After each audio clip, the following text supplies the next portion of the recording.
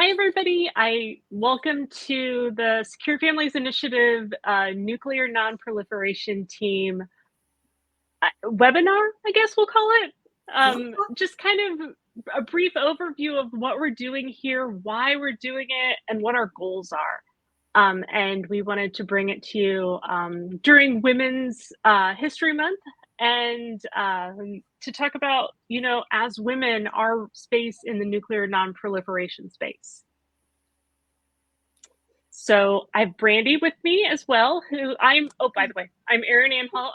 I'm the co-chair of the Nuclear Nonproliferation Team.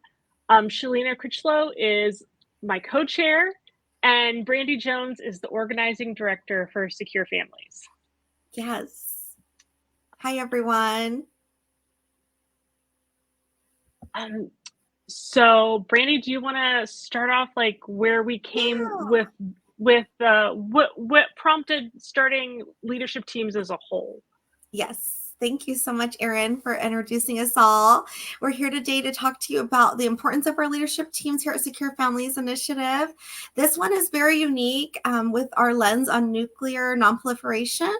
It might be a topic that you think, how does this relate to me in my everyday life? But there's a lot of issues that we're going to discuss today during this Facebook Live that showcases the importance of this as an everyday conversation because we'd like to focus on some of the issues, that are very important, like climate change, for instance, is a very important issue. And we do have our leadership teams that focus on voting as an issue, also demilitarization as an issue. But the thing about nuclear weapons is that they're also never kind of off the table because of the world we live in.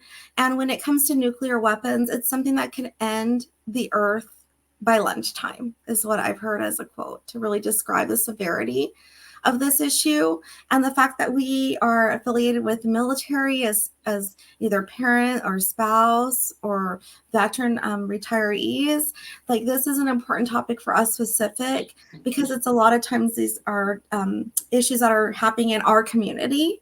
And so I'm really excited to have this platform to invite others who feel very passionate about this issue to join us.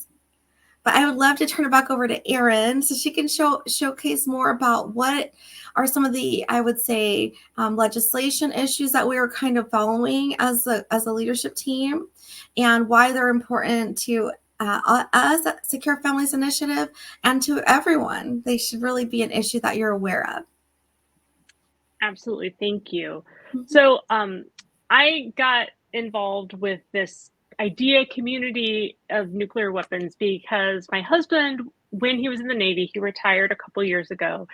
He was a naval flight officer on TACAMO, which is a nuclear command and control aircraft. And when you're part of that community, I think every person who was in that community understood if our spouses had to do their job, which is launching nuclear weapons, it was a bad day. And we thought about it. We thought about things like fallout and radiation and what would happen. And I didn't, when I got involved, I didn't understand just how many weapons there were out there, the issues having to do with some of the weapons needing modernized and stuff like that.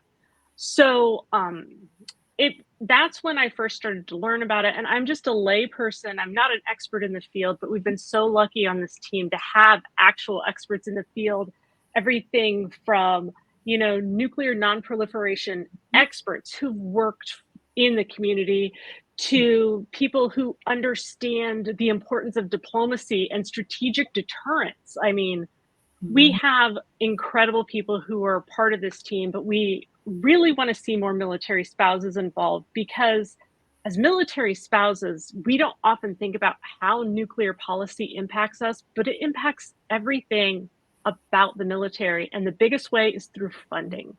Because right now there's legislation on the table proposing a new nuclear weapons package that will be trillions of dollars. If the government doesn't have the money, they're going to cut other areas of the defense budget. And unfortunately, we know that the areas that are first cut are things like childcare, housing, medical care, stuff like that. So we need to be active, involved, knowing what's happening in this community. When Yeah. we also started to talk about this, I'm sorry, Brandy, go ahead. Yes, no, I love that, Erin, how you're relating it to the budget. You know, what that might be something that people can find and relatable as military families who know that we have these quality of life issues. Yeah. And this is something that nuclear weapons and the need to procure is definitely something that's competing with some of those quality of life issues that affect our community, like you mentioned. And I know that you mentioned like certain policies, like we know there's the RECA Act, and I know that you can share some about that, Erin, and maybe Shalina as well, because we know that this kind of affects some communities even more so than others. So I'd love for you to share more about that. So Shalina and I are both tribal citizens. We're both Native American, and as Native Americans, we understand how this impacts our community. I think half the country saw Oppenheimer and understands that they were doing nuclear testing near reservations in New Mexico. And to this day, there are people who are dealing with radioactive fallout on reservations. It impacts reservations all over the West and Southwest. Beyond that, it impacts other communities where radioactive waste was just dumped into landfills. There was a program called the Radioactive Exposure Compensation Act that helped these families who'd been exposed to these toxins get medical care, get access to those things, get money to pay for those things, because it's often out of their price range. They have to travel. If you're on a reservation, they don't have specialists who understand a lot of things, actually, because it's underfunded, but that's another subject. Yeah, Erin, that's so important. Maybe Shalina, if you could tell us more about your the tribe that you belong to and maybe some of those issues as well. Hi, everyone. My name's Shalina Critchlow, and I actually represent the Santa Isabel tribes people here in Southern California, and also the Listeño Band of Rincon Indians here in also Southern California. So I think that, like, we talked about a new proposal of trillions of dollars, you know, for nuclear weapons, but I think, like, we also missed the mark on cleanup. And that was something that we saw happening in New Mexico with the Navajo Nation. And the development and testing of nuclear weapons has greatly impacted them. Even during COVID, we saw this and the lasting effects that it had on them as well, with underlying health issues, and then just great numbers in death with that nation in itself.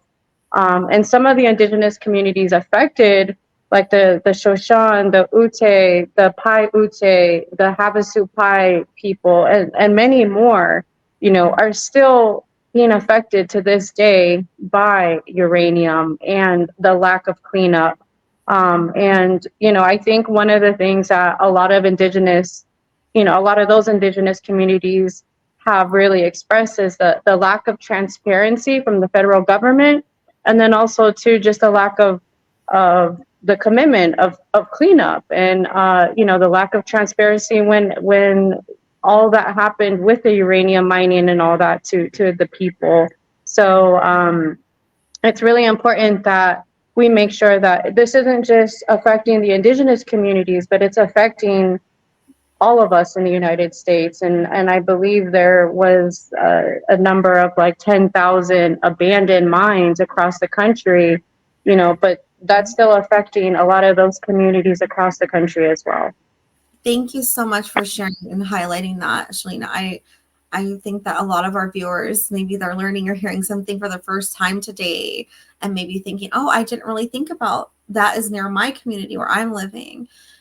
Erin, I know if you could share more about RECA and how why this is so important at this moment and why this is a legislation that our team is focusing on. Well, RECA funding was actually cut from the last budget. Unfortunately, the conservative members of Congress have decided that they don't want to continue this funding. They think that it will raise the national debt. But this is something that is the responsibility of the federal government. The people who are impacted by it cannot afford or access treatments without funding. There's just no possible way.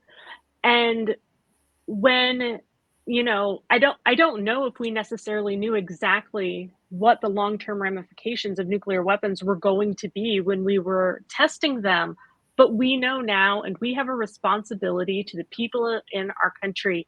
It is literally in Article 1, Section 8 of the Constitution, where we are responsible for the general welfare. The federal government is. It seems to me that this is something that's mandated.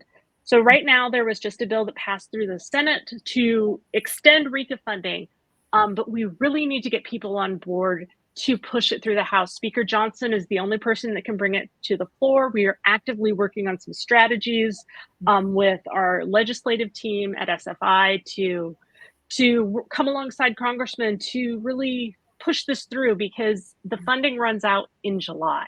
And at that point, people are out of luck. Right. And I know that, recently we were on the Hill, myself and Rebecca, our external partnership director, and we were able to meet with Congressman Carter out of Louisiana. And it was really amazing because he had just passed legislation pertaining to the safety of his community in Louisiana when it comes to nuclear weapons. And we were so impressed by his work in that field, and to learn that he is also a military spouse.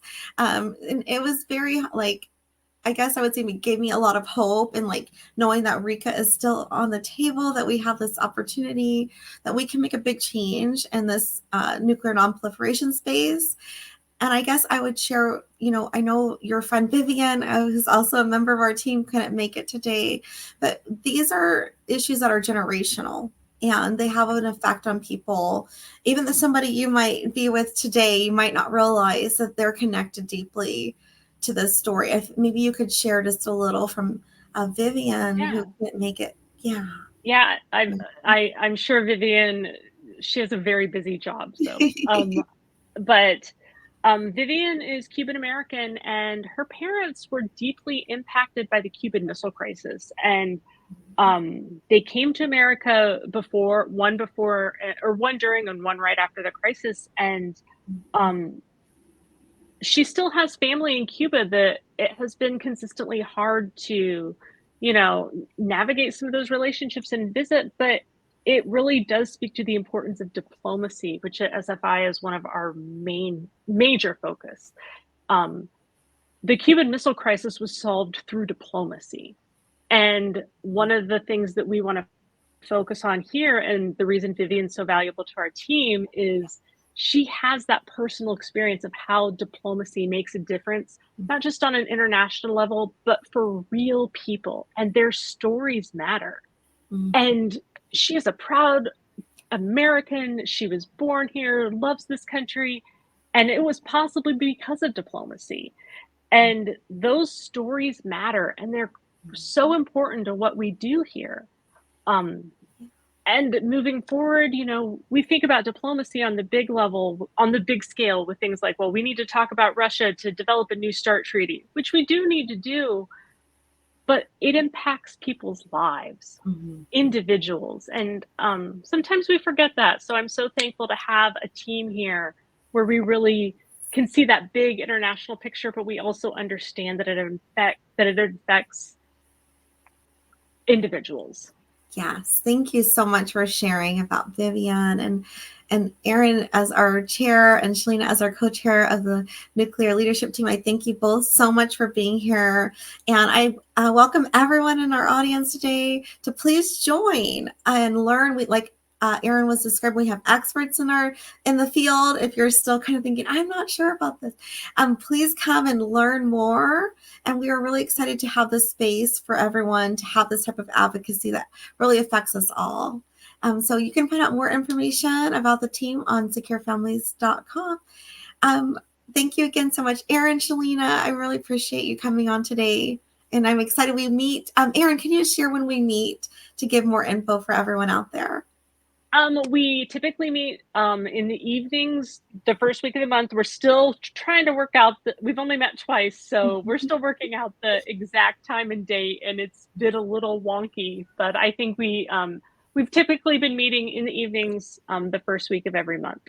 Awesome. Just once a month. Awesome. Perfect. Thank everyone so much for coming and stopping by. And we hope to see you at our nuclear leadership team meeting next month. Have a wonderful rest of your evening. Thank you. Bye.